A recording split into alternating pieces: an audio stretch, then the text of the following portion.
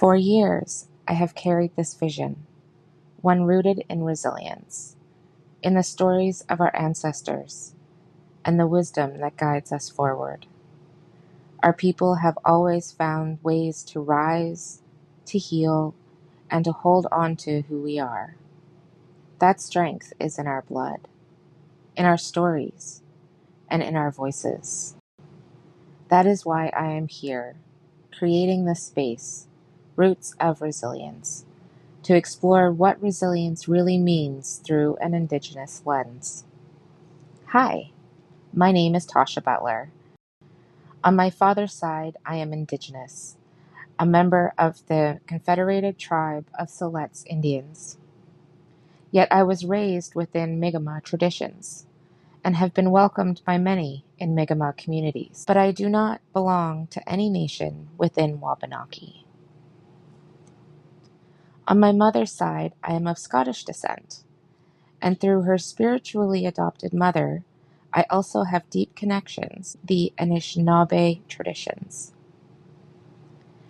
I want to be very clear on who I am, because in this time when so many falsely claim Indigenous identity are on the rise, it is important to be honest about where we come from and what communities we are a part of.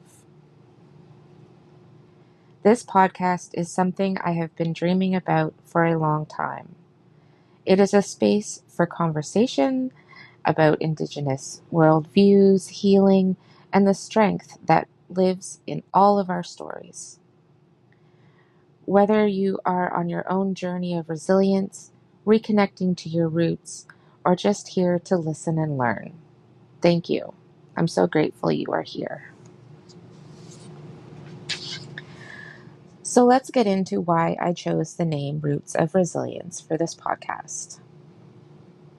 Indigenous resilience is something that runs deep, deeper than just overcoming struggle.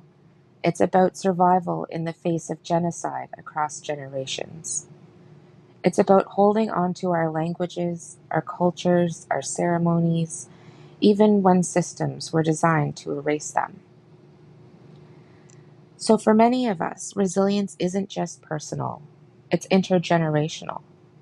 We carry the weight of history in our blood, in our families, and in the stories we inherit. Residential schools, the 60s scoop, land theft, and countless policies meant to break us. These aren't just historical events. Their impacts are still felt today, woven into the realities of our communities. For me, resilience is personal too. I am a survivor of childhood sexual abuse, a cycle born from intergenerational trauma carried by a survivor of residential school who refused to heal. That trauma ripples outwards, affecting not just one, but entire families, entire generations. But here's the thing. Trauma is not the end of our story. It wasn't until I turned to Indigenous traditions that I truly understood resilience. It was our ceremonies, our ways of knowing, our teachings that truly saved my life. They reminded me that I am not just a survivor of my experiences. I am something more. I have the ability to become a thriver. I am a thriver. And that's why I'm here. I created Roots of Resilience not just to bring awareness to Indigenous worldviews, but to also bring hope. Because I know what it's like to feel stuck in the pain of the past. To believe that surviving is the best you can do. But I also know there's another side. There's a path forward, not just from victim to survivor, but survivor to thriver. This podcast is for those who are still finding that path. It's for those who need to hear that healing is possible. It's for those who want to understand Indigenous perspectives on resilience. It's not just hardship endured, but it's strength reclaimed. So now that you know why Roots of Resilience exists, I want to share a little about what you can expect from this podcast. The heart of this space will be for storytelling, healing, and deep conversations. Every episode will reflect Indigenous ways of knowing, stories, teaching, and lived experiences that shape how we see resilience. This is not just about discussing resilience. It is about feeling it, recognizing it in our own lives, and understanding it through the wisdom of those who came before us.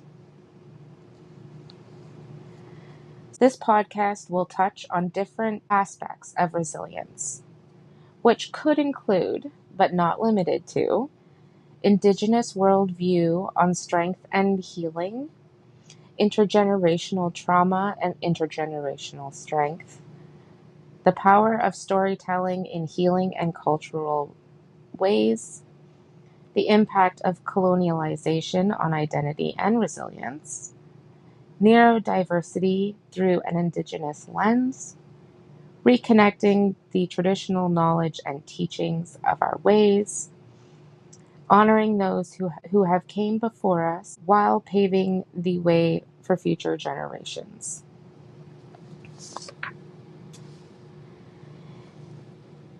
So mainly this will be a conversational podcast with some episodes that will feature guests, while others will be more reflective. I'll also be introducing 2 segments into each episode. There'll be a Did You Know segment that will be sharing some type of fact, whether it is a fact of resilience, a fact about Indigenous, um,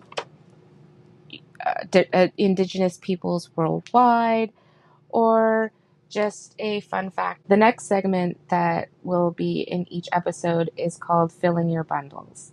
This segment will be for reflecting the topics or conversations that were covered in the episode and just kind of personally, what can you take from the episode and fill your bundle with to carry with you always?